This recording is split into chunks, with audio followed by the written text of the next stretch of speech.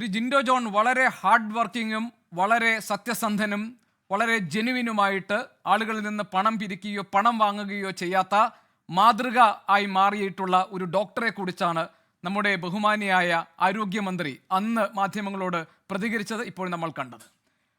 ശ്രീ സുരേഷ് കുമാർ ഇപ്പോൾ അത് കേട്ട് കാണും. ഇന്ന് പക്ഷേ തിരുവനന്തപുരം മെഡിക്കൽ കോളേജിലെ പ്രിൻസിപ്പലും അതുപോലെ തന്നെ സൂപ്രണ്ടും നടത്തിയ വാർത്താ സമ്മേളനത്തിൽ കാണാതായി പോയ മോഴ്സിലോസ്കോപ്പ് പൂഴ്ത്തിവെച്ച ഒരു ഡോക്ടർ ഇന്ന് അദ്ദേഹത്തെ സംശയനിഴലിൽ നിർത്തിക്കൊണ്ടാണ് കാര്യങ്ങൾ അവതരിപ്പിച്ചിരിക്കുന്നത്. ഇതിന് പിന്നിൽ എന്ത് നടക്കുന്നു എന്നാണ് പ്രതിപക്ഷം മനസ്സിലാക്കുന്നത്. ശ്രീ ഗോപികൃഷ്ണൻ, ഇതിൽ നമ്മൾ മനസ്സിലാക്കേണ്ട ഒരു കാര്യമുണ്ട്. അന്ന് ആരോഗ്യമന്ത്രി സത്യസന്ധനാണെന്ന് പറഞ്ഞ ഡോക്ടർ ഹാരിസ് ഇന്ന് സംശയത്തിൻ്റെ നിഴലിൽ നിർത്തുകയാണ് സംസ്ഥാന സർക്കാർ. ഇവിടെ സംസ്ഥാന സർക്കാരിൻ്റെ ഈ സിസ്റ്റം ഒന്നാകെ പകയോടുകൂടി ആ സർക്കാർ ഡോക്ടറെ വേട്ടയാടുന്ന സാഹചര്യമാണുള്ളത്. ഇവിടെ രാജാവ് നഗ്നനാണെന്ന് പ്രഖ്യാപിക്കുന്ന ഒരു കുട്ടിയെ പിന്തുടർന്ന് പീഡിപ്പിക്കുകയും രാജാവ് പിന്നെ ഒരിക്കലും തുണി എടുക്കേണ്ടെന്ന് തീരുമാനിക്കുകയും ചെയ്യുന്ന സാഹചര്യത്തിന് തുല്യമാണ്. ഞാനൊരു കാര്യം ചോദിക്കട്ടെ, ഇവിടെ സർവീസ് ചട്ടങ്ങൾ ലംഘിച്ചു എന്നാണല്ലോ ഇപ്പോൾ CPM പ്രതിനിധി ഡോക്ടർ ഹാരിസിൻ്റെ മേൽ ചുമത്തുന്ന ഏറ്റവും വലിയ പാതകമായിട്ട് പറയുന്നത്. ഞാൻ ചോദിക്കട്ടെ, നിലമ്പൂർ തെരഞ്ഞെടുപ്പുമായി ബന്ധപ്പെട്ട വിഷയത്തിൽ ഡോക്ടർ ഹാരിസ് ഫേസ്ബുക്ക് പോസ്റ്റ് ഇട്ടിരുന്നല്ലോ, LDF സ്ഥാനാർത്ഥിക്ക് അനുകൂലമെന്നുള്ള. അന്നേരം സർവീസ് ചട്ടം ലംഘിച്ചായിട്ട് നിങ്ങൾക്ക് തോന്നിയില്ലേ? ഇനി അതിനു മുമ്പ് കഴിഞ്ഞ ലോക്സഭാ തെരഞ്ഞെടുപ്പിന്റെ സമയത്ത് റിബേഷ് എന്ന് പറഞ്ഞ ഒരു അധ്യാപകൻ ഹാഫിർ സ്ക്രീൻഷോട്ട് പ്രചരിപ്പിച്ചതുമായി ബന്ധപ്പെട്ട പോലീസ് കേസും കോടതി വ്യവഹാരവും നടക്കുന്നു. സർവീസ് ചട്ടം ലംഘിക്കപ്പെട്ടതായിട്ട് നിങ്ങൾക്ക് തോന്നിയില്ലേ? നടപടിയെടുത്തോ? ഉമ്മൻചാണ്ടി, മുൻ മുഖ്യമന്ത്രി ഉമ്മൻചാണ്ടി മരണപ്പെട്ടപ്പോൾ വ്യവസായ വകുപ്പ് മന്ത്രി P. രാജീവിന്റെ സ്റ്റാഫിൽപ്പെട്ടിട്ടുള്ള സേതു ഉൾപ്പെടെയുള്ള ആളുകൾ ഉമ്മൻചാണ്ടി അധിക്ഷേപകരമായിട്ടുള്ള പരാമർശം ഫേസ്ബുക്കിലൂടെ നടത്തിയിട്ടുണ്ടല്ലോ, അതിനെതിരെ പരാതിയും വന്നല്ലോ. സർവീസ് ചട്ടം ലംഘിക്കുന്നതായിട്ട് നിങ്ങൾക്ക് തോന്നിയില്ലേ? ഇങ്ങനെ നിരവധി സംഭവങ്ങൾ കേരളത്തിലെമ്പാടും നടക്കുന്നുണ്ട്. നിങ്ങൾക്ക് അന്നൊന്നും കാണാത്ത ഒരു സർവീസ് ചട്ട ലംഘനം ഡോക്ടർ ഹാരിസ് തിരുവനന്തപുരം മെഡിക്കൽ കോളേജിലെ യൂറോളജി വിഭാഗത്തിൽ ശസ്ത്രക്രിയ ഉപകരണങ്ങളുടെ ക്ഷാമമുണ്ടെന്ന് ഫേസ്ബുക്കിൽ പോസ്റ്റ് ഇട്ടപ്പോൾ മാത്രം തോന്നുന്നത് അത് വല്ലാത്തൊരു പ്രത്യേകതയാണ്. അതുകൊണ്ട് ഞാൻ പറഞ്ഞത്, രാജാവ് നഗ്നനാണെന്ന് വിളിച്ചു പറയുന്ന കുട്ടിയെ പിന്തുടർന്ന് പീഡിപ്പിക്കുമ്പോഴും രാജാവ് തുണി കൊടുക്കാൻ തീരുമാനിക്കുന്നില്ല എന്നൊരു വല്ലാത്ത ഗതികേടിലാണ് കേരളം പോകുന്നത്. ഇവിടെ അന്ന് ആ ഫേസ്ബുക്ക് പോസ്റ്റ് ഇട്ടതിൻ്റെ തൊട്ടടുത്ത ദിവസം വിമാനമാർഗം ആ ഡോക്ടറുടെ ഫേസ്ബുക്ക് പോസ്റ്റിൻ്റെ പരാതിയുടെ പരിഹാരം നമ്മൾ കണ്ടല്ലോ. അതിനെ തുടർന്നുള്ള അന്വേഷണമാണ് പിന്നീട് നടക്കുന്നത്. അന്നൊന്നും ആരോഗ്യമന്ത്രി വീണ ജോർജിന് ഡോക്ടർ ഹാരിസിനെ കുറിച്ച് പരാതി ഉണ്ടായില്ല. പിന്നീട് ഓരോ ഘട്ടത്തിൽ പതുക്കെ CPM ഹാൻഡിലുകൾ ആ പരാതിയിലേക്ക് വരികയാണ്. അത് വരുന്നത് എപ്പോഴാണ്? കേരളത്തിന്റെ മുഖ്യമന്ത്രി പിണറായി വിജയനാണ് ആദ്യമായിട്ട് ഡോക്ടർ ഹാരിസിനെതിരെ പരസ്യ പ്രസ്താവന നടത്തുന്നത്, അല്ലേ? പ്രതിപക്ഷത്തിന് അടിക്കാനുള്ള വടി കൊടുക്കുന്നുവെന്ന് ഞാൻ മനസ്സിലാക്കുന്നത് ഗോപി, കേരളത്തിലെ ഓരോ പൗരനും സർക്കാരിന് മുമ്പിൽ പ്രതിപക്ഷമാണ്. നമ്മുടെ അവകാശത്തെക്കുറിച്ച് ചോദിക്കുന്ന നികുതിദായകരായിട്ടുള്ള ഓരോ പൗരനും കേരളത്തിലെ പ്രതിപക്ഷമാണ്. സ്വാഭാവികമായിട്ടും നമ്മുടെ സംവിധാനങ്ങളെ കൃത്യമായിട്ട് ഭരിക്കേണ്ട, നയിക്കേണ്ട സർക്കാരിന് വീഴ്ച വരുമ്പോൾ ചോദ്യം ചോദിക്കുന്ന ഓരോ പൗരനും പ്രതിപക്ഷമാണ്. അങ്ങനെയാണെങ്കിൽ ആ പ്രതിപക്ഷത്തിന് വടി കൊടുത്തു എന്ന് പറഞ്ഞാൽ ഡോക്ടർ ഹാരിസ് ചെയ്തത് അദ്ദേഹത്തിന്റെ ഉത്തരവാദിത്തം മാത്രമാണ്. ഇന്ന് നടന്ന ആ പ്രിൻസിപ്പളും സൂപ്രണ്ടും നടത്തിയ പത്രസമ്മേളനം അതൊരു തിരക്കഥയാണെന്ന് മനസ്സിലാക്കാൻ വലിയ ബുദ്ധിയൊന്നും വേണ്ടല്ലോ. ഒന്നാമത്തെ കാര്യം, അതിൽ പ്രിൻസിപ്പൽ പറഞ്ഞ ഒരു വാചകമുണ്ട്, നെഗ്ലക്റ്റബിൾ ആയിട്ടുള്ള വിഷയമാണ് അത്രേ. ഈ ശസ്ത്രക്രിയ ഉപകരണങ്ങളുടെ കുറവ് ഉണ്ട് എന്ന് ഡോക്ടർ ഹാരിസ് ഫേസ്ബുക്കിൽ പോസ്റ്റ് ചെയ്തത് നെഗ്ലക്റ്റബിൾ ആയിട്ടുള്ള ഒരു വിഷയമാണ്. അതിനെ ഊതിപ്പെരിപ്പിച്ചു എന്ന്. ഏത് രോഗികളുടെ ചികിത്സാർത്ഥം ജീവൻ രക്ഷിക്കാൻ വേണ്ടിയിട്ടുള്ള ശ്രമം നടത്തുന്നത് അത് അവഗണിക്കപ്പെടാവുന്ന ഒരു വിഷയമായിരുന്നു, അതിനെ വലിയതാക്കി. ഇനി രണ്ടാമത്തെ ഒരു ചെറിയ കാര്യത്തെ തുടർന്ന് ഫേസ്ബുക്കിൽ പോസ്റ്റ് ഇട്ടു, അതാണ് വലിയ പാതകം. ഇനി അടുത്തത് ഡോക്ടർ ഹാരിസ് പറഞ്ഞു അത്രേ, കാണാതായ ഉപകരണം കാണാതായി എന്ന് ഡോക്ടർ ഹാരിസിനും അഭിപ്രായമുണ്ടെന്ന്. അത് തെറ്റാണ്, വ്യാജമാണ്. അടുത്ത മെഡിക്കൽ കോളേജ് ഒരു വലിയ സ്ഥാപനമാണ്, എല്ലാവരുടെയും സ്ഥാപനമാണ്. അതുകൊണ്ട് അവിടെ നിന്ന് വരുന്ന മോശപ്പെട്ട കാര്യങ്ങളെ കുറിച്ചിട്ടുള്ള ഒരു വാർത്തയും റിപ്പോർട്ട് ചെയ്യപ്പെടാൻ പാടില്ല, ചർച്ച ചെയ്യാൻ പാടില്ല എന്ന്. മെഡിക്കൽ കോളേജ് എന്ന് പറഞ്ഞാൽ ഏതെങ്കിലും ഡോക്ടർമാരുടെയോ മെഡിക്കൽ പ്രാക്ടീഷണേഴ്സിന്റെയോ സംസ്ഥാന ആരോഗ്യ വകുപ്പിന്റെ മാത്രമല്ല, എന്റെയും ഗോപിയുടെയും CPM പ്രതിനിധിയുടെയും MN കാരശ്ശേരിയുടെ അടക്കം ഈ ചർച്ച കാണുന്നവരും അല്ലാത്തവരുമായിട്ടുള്ള കേരളത്തിലെ മുഴുവൻ പൊതുജനങ്ങളുടെയും ആകെ സ്വത്താണ്. നമ്മുടെ ഒരു സംവിധാനം നന്നായി നടത്താൻ വേണ്ടിയിട്ട് ഇവരെ നമ്മൾ ഭരണത്തിൽ ഏർപ്പെടുത്തുമ്പോൾ, അവർക്ക് ശമ്പളം കൊടുക്കുമ്പോൾ, പൊതുഖജനാവിൽ നിന്ന് പണം ചെലവഴിക്കുമ്പോൾ അത് കൃത്യമായിട്ട് ആ സിസ്റ്റം വർക്ക് ചെയ്യുന്നില്ലെങ്കിൽ ചോദ്യം ചോദിക്കേണ്ടത് നമ്മുടെ ഉത്തരവാദിത്തമാണ്. അതൊരു വലിയ സ്ഥാപനമാണെന്ന് വെച്ച് അവിടെ നടക്കുന്ന തോന്നിവാസങ്ങളെ കുറിച്ചിട്ട് നമ്മൾ ചോദിക്കാതിരിക്കണോ? ഇനി ഞാൻ ഒരു കാര്യം ചോദിക്കട്ടെ, ഇവിടെ ഡോക്ടർ ഹാരിസ് പറഞ്ഞ ആക്ഷേപത്തെ തുടർന്ന് അന്വേഷണം നടന്നു. ഓസിലോസ്കോപ്പ്, നെഫ്രോസ്കോപ്പ്, പിന്നെന്താ മോസിലോസ്കോപ്പ്, എന്തെങ്കിലുമൊക്കെ ആയിക്കോട്ടെ, ഡോക്ടർ ഹാരിസിനെതിരെ ഏതെങ്കിലും രീതിയിൽ കുറ്റം ചാരാൻ പറ്റുമോ എന്നുള്ള സ്കോപ്പ് അന്വേഷിച്ചുകൊണ്ടാണ് ഈ അന്വേഷണം നടക്കുന്നത്. ഇതിൽ ഒന്നാമത്തെ കാര്യം എന്താണെന്നറിയോ? എൻക്വയറി ആണല്ലോ ഇവർ നടത്തുന്നത്. മുൻപും കുറേ കാര്യങ്ങൾ ആരോഗ്യവകുപ്പുമായി ബന്ധപ്പെട്ട് കുറേ അന്വേഷണങ്ങൾ നടത്തിയിട്ടുണ്ടായിരുന്നു. അതിന്റെ റിപ്പോർട്ട് നമ്മുടെ മുമ്പിൽ ഇവർ അവതരിപ്പിച്ചിട്ടുണ്ടോ? കോഴിക്കോട് ഒരു ഹർഷിന എന്ന് പറഞ്ഞ വീട്ടമ്മയുടെ വയറ്റിൽ ശസ്ത്രക്രിയയ്ക്ക് ശേഷം ആയുധങ്ങൾ, അതിന്റെ സാമഗ്രികളൊക്കെ കത്രിക ഉൾപ്പെടെ തുന്നിക്കെട്ടി വെച്ചു കൊടുത്തു. അത് ഏത് ആശുപത്രിയിലാണെന്ന് കണ്ടെത്തി നഷ്ടപരിഹാരം കൊടുക്കാൻ സർക്കാർ സാധിച്ചോ? അന്വേഷണ റിപ്പോർട്ട് എന്തായി? കോഴിക്കോട് മെഡിക്കൽ കോളേജിന്റെ ഐസിയുവിൽ തീപിടുത്തമുണ്ടായി.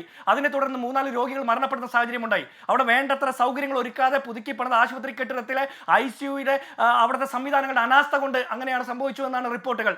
അന്വേഷണ റിപ്പോർട്ട് എന്തായി? കോട്ടയം മെഡിക്കൽ കോളേജിന്റെ 3 നില കെട്ടിടം യുദ്ധകാലാടിസ്ഥാനത്തിൽ 100 ദിവസത്തിനകം പൊളിച്ചു മാറ്റണമെന്ന് ആവശ്യപ്പെട്ടിട്ടും ആ കെട്ടിടം ഇടിഞ്ഞു വീണ് അവിടെ 2 മണിക്കൂറോളം രക്ഷാപ്രവർത്തനം തടസ്സപ്പെട്ട് അവിടെ ബിന്ദു എന്ന് പേരായ വീട്ടമ്മ മരണപ്പെട്ടതിന്റെ അന്വേഷണ റിപ്പോർട്ട് നമ്മുടെ പൊതുസമൂഹത്തിൽ അവതരിപ്പിച്ചിട്ടുണ്ടോ? ആരൊക്കെയാണ് അതിൽ കുറ്റക്കാർ നമുക്കറിയണ്ടേ? അതുപോലെ മരുന്ന് ക്ഷാമത്തെ കുറിച്ച് അന്വേഷിക്കാൻ വേണ്ടിയിട്ട് ആരോഗ്യമന്ത്രി നേരിട്ട് മാധ്യമങ്ങളുടെ ക്യാമറകളുടെ സാന്നിധ്യത്തിൽ ആശുപത്രിയിൽ പോയി വിസിറ്റ് നടത്തിയല്ലോ, കമ്പ്യൂട്ടറിലൊക്കെ പരിശോധന നടത്തിയല്ലോ, ലൈവായിട്ട് കണ്ടുപിടിച്ചോ എന്തുകൊണ്ടാണ് മരുന്ന് ക്ഷാമം വന്നതെന്ന്, എന്തുകൊണ്ടാണ് ശസ്ത്രക്രിയ ഉപകരണങ്ങൾ ക്ഷാമം വന്നതെന്ന്? അപ്പൊ ഇതിന്റെ ഒന്നും റിപ്പോർട്ട് പറയാതെ കൃത്യമായിട്ട് ഈ ഡോക്ടർ ഹാരിസിന്റെ ഫേസ്ബുക്ക് പോസ്റ്റിനെ തുടർന്ന് വല്ലാത്ത പ്രതിസന്ധിയായ സംസ്ഥാനത്തെ ആരോഗ്യവകുപ്പ് അദ്ദേഹത്തിന്റെ റൂമിൽ അദ്ദേഹം ഇല്ലാത്തപ്പോൾ കടന്നു കയറുന്നു, പരിശോധന നടത്തുന്നു, അദ്ദേഹത്തെ കള്ളനാക്കാൻ വേണ്ടി ശ്രമിക്കുന്നു. ഒരു കാര്യം കൂടി കൂട്ടിച്ചേർക്കാനുണ്ട് ഗോപി, ഇവിടെ ചട്ടവിരുദ്ധമായിട്ടുള്ള കാര്യങ്ങളെ കുറിച്ചല്ലേ പറയുന്നത്.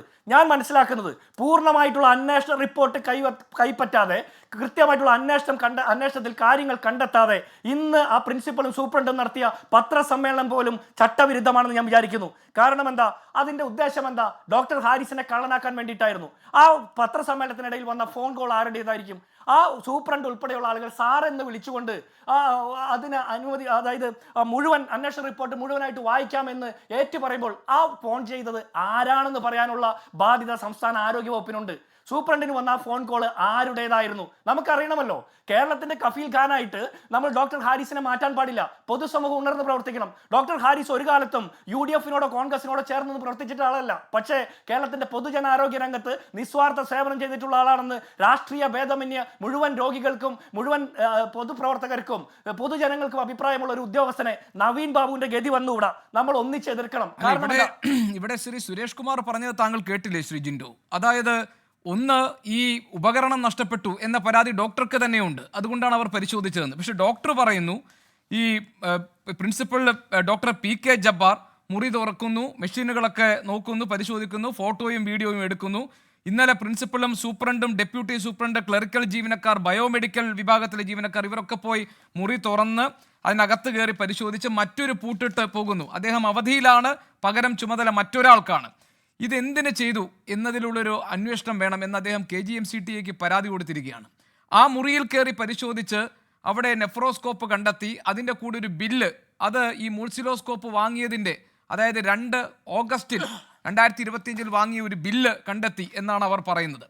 അപ്പോൾ ഇനി അതിൽ അന്വേഷണം വേണം എന്നാണ് ഈ പറയുന്നത്. ഇതൊക്കെ അന്വേഷണ മധ്യേ നടക്കുന്ന കാര്യങ്ങളാണ്. എല്ലാം വളരെ വേഗം വാർത്താ സമ്മേളനം വിളിച്ച് കാര്യങ്ങളൊക്കെ വെടിപ്പായി ആളുകൾക്ക് പറഞ്ഞു കൊടുത്തു. പക്ഷെ മുഴുവൻ കാര്യങ്ങളും പറഞ്ഞില്ല എന്ന് തോന്നിയപ്പോഴാണ് ഒരു ഫോൺ കോൾ വരുന്നതും കാര്യങ്ങൾ വിശദീകരിക്കാൻ പറയുന്നത്. ഇനിയിപ്പോൾ പ്രധാനപ്പെട്ട ചോദ്യം, എന്താകും ഡോക്ടർ ഹാരിസിന്റെ മുന്നോട്ടുള്ള വഴി, അല്ലെങ്കിൽ എന്താകും അദ്ദേഹത്തിന്റെ ഗതി എന്നതാണല്ലോ ശ്രീ ജിൻഡോ. അല്ല ഗോപി, അതിൽ കൃത്യമായിട്ട് അദ്ദേഹം തന്നെ അദ്ദേഹത്തിന്റെ സ്റ്റേറ്റ്മെന്റ് പറഞ്ഞിട്ടുണ്ട്, ഇതൊരു പ്രൊഫഷണൽ സൂയിസൈഡ് ആയിരിക്കുമെന്ന്. അദ്ദേഹം ഇത് അറിഞ്ഞുകൊണ്ട് തന്നെയാണ് കേരളത്തിലെ പൊതുജനാരോഗ്യ രംഗത്തെ കുറിച്ചിട്ടുള്ള അദ്ദേഹത്തിന്റെ ആശങ്ക പങ്കുവച്ചത്. അതിനെ തുടർന്ന് അതിനെ സാധൂകരിക്കുന്ന രീതിയിൽ അദ്ദേഹത്തിന്റെ ഒരു പ്രൊഫഷണൽ സൂയിസൈഡ് ആയിരിക്കുമെന്നുള്ളത് ആ പ്രസ്താവനയെ സാധൂകരിക്കുന്ന രീതിയിലുള്ള പിന്തുടർന്നുള്ള വേട്ടയല്ല നടക്കുന്നത്. അദ്ദേഹത്തിന്റെ അസാന്നിധ്യത്തിൽ അദ്ദേഹത്തിന്റെ റൂം പരിശോധിക്കുന്നു. പരിശോധിച്ചതിന് ശേഷം മറ്റൊരു താഴിട്ട് പൂട്ടുന്നു. എന്തിനു വേണ്ടിയിട്ടാ? അദ്ദേഹത്തെ കള്ളനാക്കാൻ വേണ്ടിയിട്ട്. അല്ലെങ്കിൽ അവിടെ നിന്ന് പരിശോധിക്കുന്നതിൽ കണ്ടെത്തിയ ആ യന്ത്ര സാമഗ്രികൾ എന്തൊക്കെയാണെന്ന് മനസ്സിലാക്കാൻ പോലും കഴിവില്ലാത്തവരാണോ വിദഗ്ധ സമിതി അംഗങ്ങൾ? അങ്ങനെയാണെങ്കിൽ അത് പരിശോധിച്ച് അത് ബോധ്യപ്പെടാൻ കഴിവുള്ളവരായിരിക്കണം അത് അന്വേഷിക്കാൻ പോകേണ്ടത്.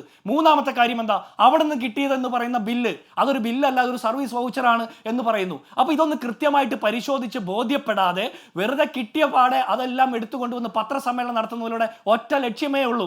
അത് ആ സൂപ്രണ്ടിന് വന്ന ഫോൺ കോളിൽ വിളിച്ച ആളുടെ ഉദ്ദേശം പോലെ തന്നെ അത് ആരായിരിക്കുമെന്ന് നമ്മളെല്ലാവരും ഊഹിക്കുന്ന ആളല്ല എന്നാണ് CPM-ന്റെ പ്രതിനിധി സുരേഷ് കുമാർ പറയുന്നത്. ഞാൻ ആരെയും ഊഹിച്ചിട്ടില്ല. അദ്ദേഹം ആരെയാണ് ഊഹിച്ചതെന്ന് പറയുകയാണെങ്കിൽ പണി നമുക്ക് എളുപ്പമായി. എന്തായാലും ആ വിളിച്ച ആൾ ഊഹിച്ചതുപോലെ തന്നെ ഈ പറഞ്ഞ ഡോക്ടർ ഹാരിസിനെ കള്ളനാക്കാൻ വേണ്ടിയിട്ട് നടത്തുന്ന ഒരു തിടുക്കപ്പെട്ട ശ്രമമാണ്.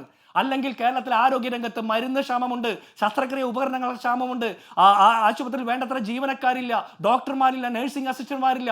ഇത്തരം പ്രശ്നങ്ങളൊക്കെ പരിഹരിക്കപ്പെടണമല്ലോ. ഞാൻ നേരത്തെ സൂചിപ്പിച്ചതുപോലെ മുൻകാല അന്വേഷണങ്ങളുടെ റിപ്പോർട്ടൊക്കെ പുറത്തുവിടണമല്ലോ. അത്തരത്തിൽ ഒരു റിപ്പോർട്ടും പുറത്തുവിടാതെ, അത്തരത്തിൽ ഒരു നടപടിക്രമങ്ങൾ കൃത്യമായിട്ട് പാലിക്കാതെ നടത്താതെ ഇപ്പോൾ ഹാരിസിന്റെ ഓഫീസിൽ റൂമിൽ കയറി, അദ്ദേഹത്തിന്റെ കസ്റ്റഡിയിൽ ഇരിക്കുന്ന റൂമിൽ കയറി അവിടെ കണ്ടെത്തിയ ഒരു പെട്ടി പരിശോധിച്ച് പെട്ടിക്കകത്തുള്ളത് എന്താണെന്ന് പോലും മനസ്സിലാക്കാത്ത രീതിയിലുള്ള കാര്യങ്ങൾ പറയുന്ന ആളുകളുടെ ഉദ്ദേശ ലക്ഷ്യം ഡോക്ടർ ഹാരിസിനെ കള്ളനാക്കാൻ വേണ്ടിയിട്ടാണ്. ഇത് പണ്ട് പാലക്കാട് രാഹുൽ മാങ്കൂട്ടത്തിന്റെ നീലപ്പെട്ടി തെരഞ്ഞു പോയ പോലെ അവസ്ഥയാവും. അവസാനം പെട്ടി തെരഞ്ഞ് അവസാനം ഈ സംസ്ഥാന സർക്കാരിന്റെ പെട്ടിയുടെ അവസാനത്തെ ആണിയടിക്കുന്ന പണിയാണ് ഡോക്ടർ ഹാരിസിനെതിരെ നടത്തുന്ന ഈ പകപോക്കൽ. ശരി.